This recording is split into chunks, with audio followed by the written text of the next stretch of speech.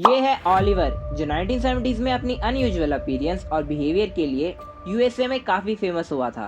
Oliver और chimps के मुकाबले दो पैरों पर चलता था। इसका फेस फ्लैट था, जो कि काफी हद तक एक ह्यूमन फेस से रिजेंबल करता है।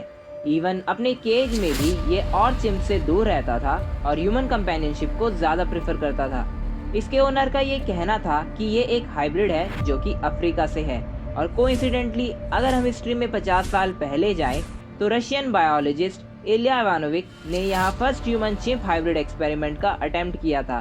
तो क्या ऑलिवर इसी किए गए एक्सपेरिमेंट का रिजल्ट है या नेचर का एक एक्सेप्शन केस? और सबसे इम्पोर्टेंट क्वेश्चन कि आखिर ये हाइब्रिड बनाने का आइडिया आखिर आया कहाँ से?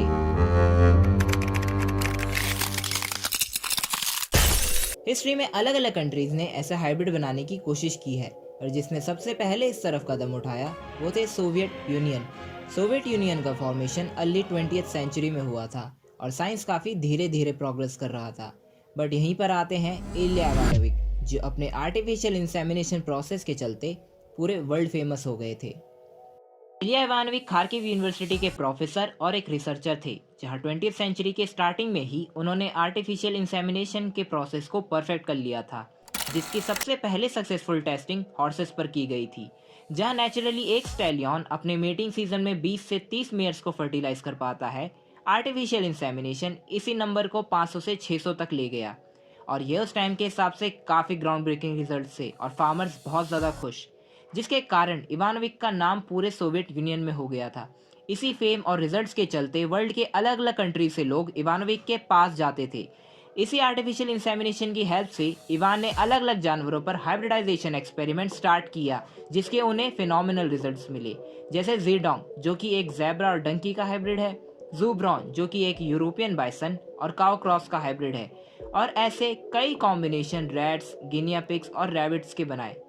और इतने सारे हाइब्रिड्स को सक्सेसफुली क्रिएट करने के बाद इवानोविक को कॉन्फिडेंस था कि वो ह्यूमन और चिंपैंजीज का भी एक सक्सेसफुल हाइब्रिड बना सकता है, जिसके अंदर बॉडी और स्ट्रेंथ तो एक चिंपैंजी की होगी बट इंटेलिजेंस एक इंसान की। बट इस प्लान में बहुत सारी रुकावटें थी। सबसे पहले कि यह एक्सपेरिमेंट ह्यूमन सोसाइटी में एक बहुत बड़ा टाबू था, जो कि उस समय के रिलीजियस बिलीफ के सीधे सीधे खिलाफ था, और सोवियत यूनियन उस समय नई नई फॉर्म हुई थी, जिसके चलते फंड्स की बहुत ज़्यादा शॉर्टेज थी, और नेशनल सिक्योरिटी के चलते लिविंग परमिट्स बड़ी मुश्किल से मिलते थे। ऐसे में ऐसी रिसर्च के लिए फंड्स और ट्रैवल परमिट मिलना, जो कि सुनने में साइंस फिक्शन लगती है, बिल्कुल इम्पॉसिबल था। बट इलिया इवानोविक अपने इस प्रोजेक्ट से बहुत ज़्यादा ऑब्सेस्ड थे। उन्हें पता था कि गवर्नमेंट में प्रेजेंट रिलीजियस लोग उनके इस प्रोजेक्ट के लिए फंडिंग कभी नहीं देंगे, तो उन्होंने अपने इस प्रोजेक्ट की दोबारा से रीब्रांडिंग करी और फिर उन लोगों को पिच किया जो एथिस्ट थे। उन्हें अपने पिछले अचीवमेंट्स के बारे में बताया और उन्हें अपने इस प्रोजेक्ट का पोटेंशियल दिखाया कि कैसे सोवियत यूनियन के पास अपनी एक सुपर ह्यूमन आर्मी होगी, जो कि वॉर्स में एक बहुत बड़ा रोल प्ले करेंगी, और इसके सक्सेस से हम ह्यूमंस एक गॉड से कम नहीं होंगे, जिनके अंदर अपना इवोल्यूशन कंट्रोल करने की कैपेबिलिटी होगी।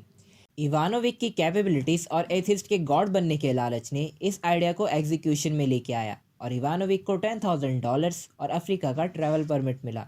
इवानोविक का प्लान सिंपल था। वो अफ्रीका जाएगा, वहाँ से कुछ एप्स पकड़ेगा और वहाँ की लोकल फीमेल्स को वॉलंटियर करने के लिए पैसे देगा। बट अफ्रीका में पहुँचते ही उसके प्लान में पहला रोड़ा आता है, ट्राइबल फियर। अफ्रीका में ये फोकलोर थी, जिसमें ट्राइब्स की औरतों को एप्स उठा के ले जाते थे, और जब वो फीमेल्स वापस अपने ट्राइब्स में आती थी तो ट्राइब्स वाले उन्हें एक्सेप्ट करने की बजाय उन्हें ट्राइब से बैनिश कर दिया करते थे। और ऐसी कम्युनिटीज़ जहाँ फीमेल्स के लिए इतने ज़्यादा स्ट्रिक्ट रूल्स थे, कोई भी वुमेन इवानोविक के इस ऑफर पर राज़ी नहीं हुई और उसे मजबूरन ये प्लान ड्रॉप करना पड़ा। अब इवानोविक ने प्लान बी बनाया, जिसमें अपने टीम मेंबर्स की हेल्प से उसने 13 फीमेल चिम्प्स को पकड़ा और उन्हें आर्टिफिशियली ह्यूमन स्पर्म से इंसेमिनेट किया। बट कुछ महीनों तक वेट करने के बाद कोई भी रिजल्ट नहीं आया, और दूसरी तरफ चिम्प्स के एग्रेसिव बिहेवियर के चलते इनको केज में रखना डे बाय डे टफ होता जा रहा था, जिसके कारण इन्हें दोबारा जंगल में छोड़ना पड़ा। और अपने सेकंड एक्सपेरिमेंट के फेलियर के चलते इवानोविक बहुत ज़्यादा डेस्परेट हो गया था, और डेस्परेशन में उन्होंने प्लान ए यानी ट्राइबल वुमेन्स पर दोबारा एक्सपेरिमेंट करने की सोची। उन्होंने ये प्लान बनाया कि वो बॉडी चेकअप के बहाने से वहाँ की फीमेल्स को आर्टिफिशियली चिम्प स्पर्म से इंसेमिनेट करेंगे। बट लकीली टाइम से पहले फ्रेंच अथॉरिटीज़ को ये बात पता चल गई और इवानोविक को वापस रशिया भेज दिया गया। बट हाइब्रिड के ऑब्सेशन ने रशिया आके भी उनका पीछा नहीं छोड़ा। आने से पहले वो अपने साथ बचे कुछ फंड से 20 चिम्प्स अपने साथ लेके आए। बट इतनी लंबी जर्नी को सिर्फ 4 चिम्प सरवाइव कर पाए। रशिया आने के बाद वो फीमेल वॉलंटियर ढूंढने लगे, बट सिंस ये एक्सपेरिमेंट एक टाबू थी, कोई भी इसमें पार्ट नहीं लेना चाहता था। तो इवानोविक ने इसको साइंस के डेवलपमेंट के नाम पे मार्केट किया, जहाँ एक फीमेल आगे आई और एक्सपेरिमेंट के लिए राजी हो गई। बट आगे की स्टोरी यहाँ से काफ़ी डिफरेंट टर्न लेती है। ये अभी भी अननोन है कि ये एक्सपेरिमेंट हुआ या नहीं हुआ। कुछ का कहना है कि एक्सपेरिमेंट हुआ पर कोई रिजल्ट नहीं आया, वहीं कुछ का कहना है कि एक्सपेरिमेंट कभी हो ही नहीं पाया क्योंकि लास्ट मेल चिप की भी डेथ हो गई। वहीं कुछ का कहना है कि एक्सपेरिमेंट की इंफॉर्मेशन लीक हो गई, जिसके कारण एक्सपेरिमेंट से पहले ही इवानोविक को अरेस्ट कर लिया गया और कजाकिस्तान भेज दिया गया, जहां 2 साल बाद उनकी स्ट्रोक से डेथ हो गई। बट 50 साल बाद ओलिवर सुर्खियों में आता है। ओलिवर को 1960 में फ्रैंक और जेनेट बर्गस ने कॉन्गो से अपने एनिमल शो के लिए खरीदा था, बट ओलिवर की कुछ हैबिट्स के चलते उन्हें उसे बेचना पड़ा। ओलिवर शो पर कुछ खास परफॉर्म नहीं करता था, बट घर पर और कामों में काफ़ी मदद करता था, जैसे हॉर्सेस को चारा देना हो, डॉग्स को उनके बर्तन में खाना रखना हो। वो इवन ओनर्स के लिए ड्रिंक भी बनाता था और समटाइम खुद भी पीता था और कई बार स्मोक भी करता था।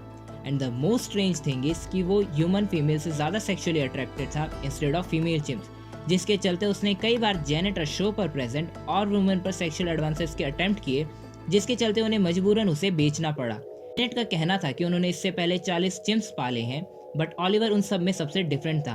अब वो चाहे उसकी हैबिट्स के कारण हो या उसकी अनयूजुअल अपीयरेंस के चलते। इवन वो खुद से 2 पैरों पर चल पाता था, जबकि उसे कोई ऐसी ट्रेनिंग दी ही नहीं गई थी। माइकल मिलर ने ओलिवर को जेनेट से $8,000 में खरीदा था, और जब उसने ओलिवर को देखा तो उसे पता था कि ये कोई नॉर्मल चिम्प नहीं है। ही मार्केटेड हिम कि उसे एक हाइब्रिड मिल गया है जिसके 47 क्रोमोसोम्स हैं, और ओलिवर रातों रात फेमस हो गया। इवन ओलिवर को देखने के लिए ही 27,000 लोग इकट्ठा हुए थे। और जब ये बात यूएसए गवर्नमेंट ऑफिशियल्स तक पहुंची तो ओलिवर का डीएनए एनालिसिस हुआ, जिसमें ये निकला कि किसी भी नॉर्मल चिम्प के कंपैरिजन में इसके भी सेम नंबर ऑफ क्रोमोसोम्स हैं, और ये कोई हाइब्रिड नहीं बल्कि एक नॉर्मल चिंपैंजी ही है। और इसके बाद कोई भी हाइब्रिड की रिपोर्ट हिस्ट्री में कभी नहीं आई। तो क्या मॉडर्न साइंस के हिसाब से हाइब्रिड पॉसिबल है? Well, it's a very debatable topic. यहाँ कुछ साइंटिस्ट इस पर काफ़ी स्ट्रांगली बिलीव करते हैं, वहीं कुछ इसे डे ड्रीम मानते हैं। इवानोविक के एक्सपेरिमेंट से इंस्पायर होकर चाइना ने भी 1960s में इसे ट्राई किया था, बट उनके हाथ भी फेलियर ही लगी। बट 2019 में एल पेरिस की रिपोर्ट के हिसाब से रिसर्चर्स की एक इंटरनेशनल टीम ने एक ह्यूमन और मंकी सेल से एक किमेरा एम्ब्रॉय को क्रिएट किया था, जिसको 10,000 सेल्स तक की ग्रोथ के बाद डिस्ट्रॉय कर दिया था। लीगल इश्यूज के चलते इसे चाइना में कंडक्ट कराया गया था। साइंटिस्ट और इथिस्ट का कहना था कि अगर इस प्रोजेक्ट को ऐसे ही चलने देते तो बहुत सारी दिक्कतें आ सकती थी।